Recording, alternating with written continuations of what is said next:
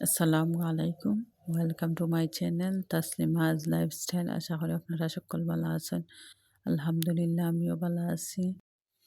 আজ দেখাই মুখিলান খাসির বড়ি রান্না করবো।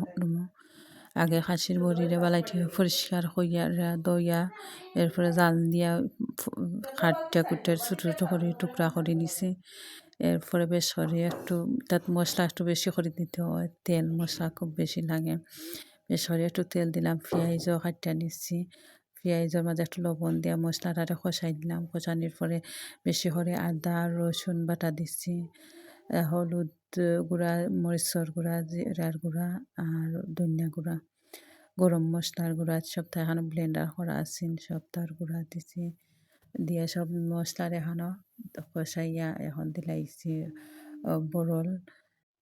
আসলে বরলে খুব ঠান্ডা মাথায় রাঁধতে হয়, তার সময়ও লাগে।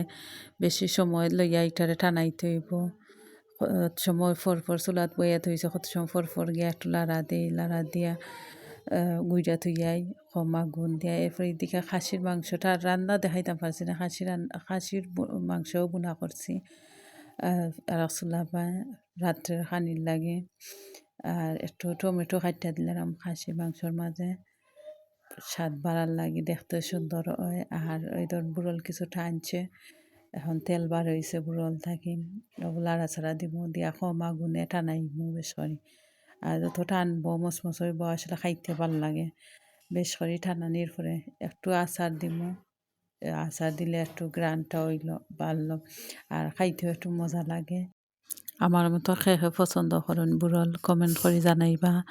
আর লাইক কমেন্ট শেয়ার বেশি বেশি করে দিবা, আর কমেন্ট করে জানাইবা। আমার মাংস তরকারি রেডি হয়ে গেছে। আর কেতাও বুড়োলেও দেখুন কেতাত সুন্দর বাজা বাজা হয়েছে, লগে একটু সালাদ